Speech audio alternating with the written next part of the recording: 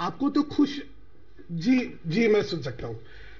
मुझे तो लगता है कि सबको बड़ा खुश होना चाहिए इस बात से कि भाजपा जो है गंभीरता से और इतनी अहमियत से ये चुनाव लड़ रही है। दिल्ली की जनता को नहीं तो यही शिकायत रहती कि भाई हमें जो है हमारी तो उपासना हो रही है। और देखिए हर राजनीतिक दल जो है चुनाव जीतने के लिए लगता है। अब ये अगर हमारे पास शक्ति है तो हमें शक्ति का इस्तेमाल भी करना चाहिए। हमारे पास वक्ता है तो हमें वक्ताओं का इस्तेमाल करना चाहिए। हमारे पास बड़ा संगठन है तो हमें उसका इस्तेमाल करना चाहिए। हमारे पास इतने सांसद हैं जो हर मोहल्ले में जा सकते हैं तो हमें भेजना चाहिए। क्यों नहीं भेजना चाहिए? तो इसलिए इसको जो है, इसको तो मुझे लगता था कि सकारात्मक दृष्टिकोण से देखना चाहिए। यहाँ तो लोग इस पे ही सवाल उठा रहे नहीं, सवाल इसलिए भी उठ रहे ना सुधांशु जी, क्योंकि कैबिनेट का कामकाज भी तो उसका भी तो कहीं ना कहीं हनन हो रहा है। तो जीतने के लिए लड़ेगा? नहीं जी, बिल्कुल नहीं होता। चुनाव जो है, अब जहां तक मंत्रियों का सवाल है, उनको अगर सरकारी कामकाज करना है तो संगठन का भी कामकाज करना है। क्योंकि संगठन का जब वो कामकाज करते हैं तो वो ना केवल संगठन के कार्यकर्ताओं से जुड़ते हैं, वो जनता से भी जुड़ते हैं। तो संगठन का काम करना तो मंत्रियों का फर्ज भी बनता है। तो इसलिए ऐसी कोई बात नहीं है। बाकी तो देखिए, इसमें आप रैलियों का एक दृष्टि देख रही है। मैं जो सबसे ज्यादा महत्वपूर्ण इसमें जो चीज है वो पन्ना प्रमुख वाली जो व्यवस्था की बार करी गई है।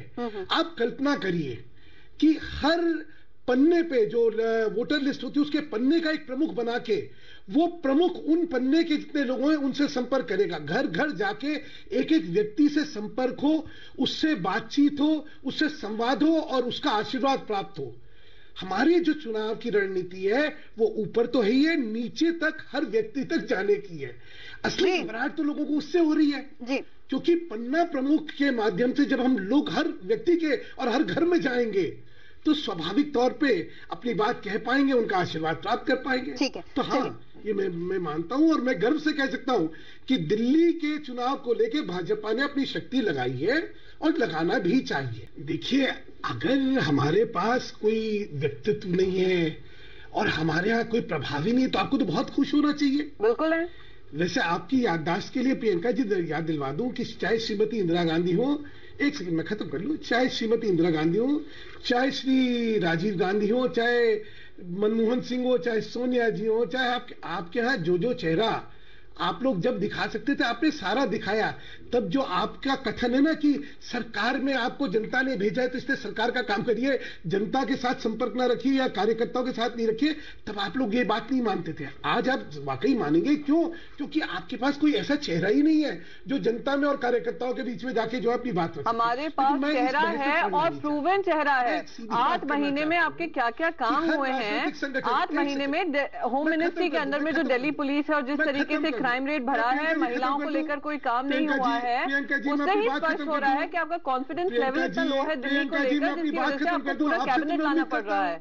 आपसे तो मैं ये उम्मीद करता हूं कि आप मुझे बात करने देंगे। नहीं, आप भी हमें कंप्लीट करने दीजिए। प्रियंका जी, मैं आपसे जो है उम्मीद ये करता हूं कि मुझे मेरी बात रखने देंगी, उसके बाद आप अपनी बात, मुझे बात तो खत्म कर लेनी दीजिए अपनी।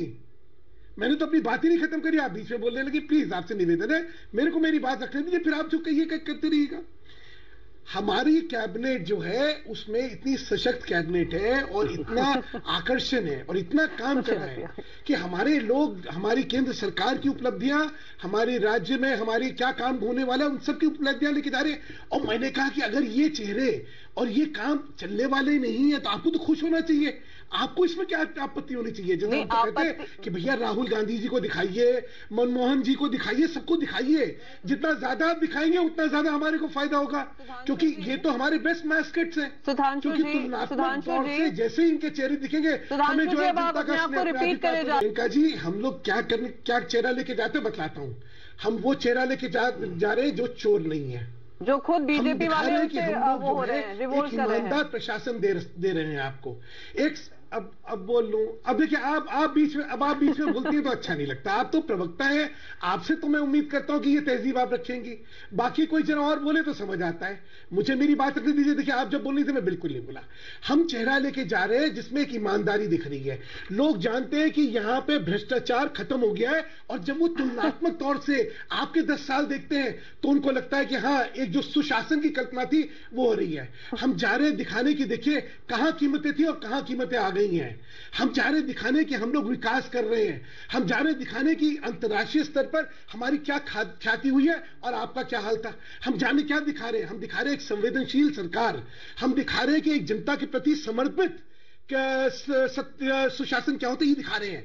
वैसे ये चीजें आप समझ नहीं सकती क्योंकि ये आप कोई कार्यशैली नहीं रही है, आपकी शैली रही है मैं पहले देश और समाज बाद में, हमारी रही है देश पहले समाज पहले संगठन बाद में और उसके बाद में। देखिए वैसे तो मैं कहता कि रामकृपाल जी की बात में बहुत वजन है कि ये इतनी बड़ी खबरें जो बन रही है इसकी, लेकिन रामकृपाल जी दिक्कत ये है कि आजकल हम मीडिया के नए जमाने में हैं जहां पे हर पल खबर जो है या बनती है या बन जाती है। तो ये खबरें तो बनती हैं, आप जानते हैं टेलीविजन चैनल्स हैं, सबको खबरें जो हैं, और किस तरह की आपकी तैयारी। अब मुझसे कोई पूछेगा कि भाई आपको क्या तैयारियां चल रही हैं, तो स्वाभाविक तौर से कोई भी बताएगा कि भाई हम ये तैयारी करें, इतनी रेडी कर रहे हैं, ये लोग आ रहे हैं। फिर पूछेगा कौन लोग आ रहे हैं, अच्छा मंत्री भी आ रहे हैं नहीं आ रहे, अच्छा बड़े मंत्री कौन से, कैबिनेट वाले कौन से, ये सारे स्वाभाविक प्रश्न जो है पूछे जाते हैं और उनका स्वाभाविक में ईमानदारी से जवाब दे दिया जाता है। आप जो बात करें उसमें तथ्य है, मैं आपकी बात को नकार नहीं रहा हूं कि भाई प्रचार हो, ये प्रचार कैसे होगा, उसका प्रचार जो हो रहा है इसमें शायद थोड़ा कुछ मीडिया का भी मैं कहूंगा कि जिज्ञासा रूप से जो पूछा जाता है उसके जवाब जब दिए जाते हैं तो वो खबर बन जाती है। लेकिन प्रश्न वो नहीं है, प्रश्न मैं बतलाता हूं। प्रश्न ये है कि ये सही है कि भाजपा ने इस चुनाव को गंभीरता से लिया है, और ये भी सही है कि हम कारपेट बॉम्बिंग जिस शब्द को मैं कहता हूं उसके लिए हम प्रयत्नशील भी हैं। और क्यों ना हो, मैंने कहा ना कि जब चुनाव लड़ा जा रहा है तो हर आयाम उसका, हर दृष्टि से और हर क्षेत्र में वो चुनाव को गंभीरता से लड़ना चाहिए। जैसा मैंने कहा कि कार्यकर्ता के स्तर पे तो हम आखिरी पन्ने तक जा रहे हैं वोटर लिस्ट के, वैसी रैलियों के माध्यम से हर कोने गली गली में हम रैली करना चाहते हैं। क्यों? हमारे पास सक्षमता है, हमारे पास लोग हैं जिनका आकर्षण है, जिनको देखने के लिए लोग आते हैं, हमारे पास संगठन है जो ये चीजें कर सकता है। तो स्वाभाविक है। मैं एक और चीज, अभी ये पूर्ण राज्य का एक बार चीज होती है, थोड़ा सा नवजोत जी मैं इसमें कह देता हूं। नवजोत जी, पूर्ण राज्य के दर्जे के बारे में प्रश्न आम आदमी पार्टी ने भी उठाया और सब देखा। आम आदमी पार्टी ने बड़े जोर शोर से वायदा करा कि हम ये करेंगे। मैं सिर्फ आपके माध्यम से उनसे पूछवाना चाहूंगा कि अच्छा भैया करेंगे तो आप, लेकिन कैसे करेंगे ये और बतला दीजिए। क्योंकि जहां तक संवैधानिक प्रावधानों का सवाल है, इसमें संविधान संशोधन चाहिए जिसमें 2/3 सहमति लोकसभा के सदस्यों की और 2/3 सहमति राज्यसभा के सदस्यों की चाहिए, तब कानून में संविधान संशोधन होगा। आम आदमी पार्टी तो न 3 में न 13 में, 4 सदस्य हैं लोकसभा के, राज्यसभा के 1 भी सदस्य नहीं है, और वो वायदा कर रहे हैं हम आपको कानूनी संशोधन करेंगे संविधान का और आपको पूर्ण राज का दर्जा देंगे। तो इस तरह की अर्गल बातें जो कर रहे हैं उनसे कोई प्रश्न भी नहीं पूछता। नहीं, आप क्यों बात नहीं कर रहे हैं इस बारे में? आप क्यों नहीं बात कर रहे हैं इस बारे में? आज के दिन भाजपा को ये कहने पे मैं वही अपना बता रहा हूं ना, मैं बोल दूं ना जरा, अगर सुनने का थोड़ा संयम हो तो मेरी बात सुन ले, बहुत मेहरबानी होगी आपकी। ऐसा है, इसमें 2/3, जैसे मैंने आपसे कहा कि 2/3 लोकसभा में और 2/3 राज्यसभा में बहुमत चाहिए। भाजपा को मानने में कोई शक नहीं है कि 2/3 का बहुमत हमारे पास राज्यसभा में नहीं है जी। आज कांग्रेस बैठी हुई है, कांग्रेस कहती है कि 2/3 बहुमत जो है वो राज्यसभा में हमें दिलाने में हमारा समर्थन करेंगे, तो ये विषय का परिप्रेक्ष्य बदल जाएगा। तो पहले इसको गंभीरता से करने के बाद पहले आप मैनिफेस्टो नहीं ला रहे हैं, करें कि ये हमारा दूसरी तरफ आप स्टेटहुड की नहीं कह रहे हैं। स्टेटहुड हमारे मैनिफेस्टो में है कि हम उसकी तरफ काम करेंगे। और जब आप संविधान के बदलने की बात करते हैं सुधांशु जी, एक TRAI चीफ को लाना एज अ प्रिंसिपल सेक्रेटरी, उसमें आपने ऑर्डिनेंस का रूट अपनाया था। अगर आपका कमिटमेंट उस कॉज को लेकर हो, तो अगर आप में इतना पॉलिटिकल विल होता स्टेटहुड का, तो आपके मैनिफेस्टो में भी होता और आपके पास ये पॉलिटिकल विल भी होता कि इसको पास करवा ले राज्यसभा में भी और लोकसभा में भी। मैं आपको सुधांशु जी बस ये कहना चाहूंगी, हमारा कमिटमेंट है इस कॉज को लेकर। भारतीय जनता पार्टी जिसका कमिटमेंट था 1 साल पहले, अब इस बात से पीछे हट रही है। ऐसा क्यों है? क्या इसमें बदलाव आया है जिससे आप पीछे हट रहे हैं? सुधांशु जी,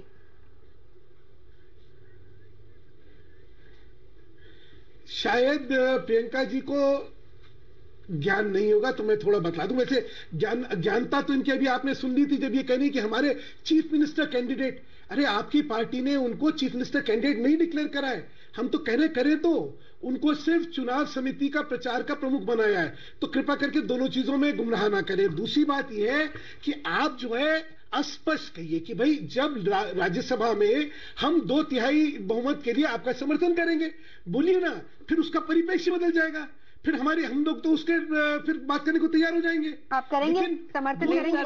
पहले तो उनसे कहिए, पहले मैनिफेस्टो लाए ना, पहले मैनिफेस्टो में कमिटमेंट दे दिल्ली की जनता को, फिर हमसे सपोर्ट मांगे ना इस बात को लेकर। पहले मैनिफेस्टो में तो लाएं। जो आपकी हिपोक्रेसी हो रही है इस मुद्दे को लेकर, और जो आप बार बार दिल्ली की जनता को गुमराह करने की कोशिश करते हैं सुधांशु जी, मैं बस आपको वही दर्शा रही हूँ। दूसरी बात, आपने कहा सीएम कैंडिडेट को लेकर, मैं आपके कैंडिडेट को लेकर भी बहुत सारे आरोप लगा सकती हूं, जो जैसे वो अपने बार बार सब जगह बोलती आई कि उन्होंने प्राइम मिनिस्टर की कार टो अवे की, और अब पता चला है कि वो झूठ था, एक बड़ा झूठ था जो उन्होंने किया।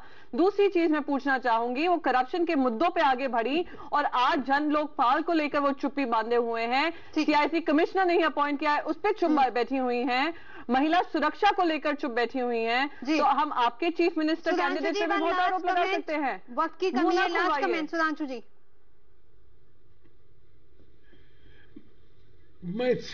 मैं सिर्फ कहना चाहूंगा कि मेरे प्रश्नों का आपने जवाब ही नहीं दिया।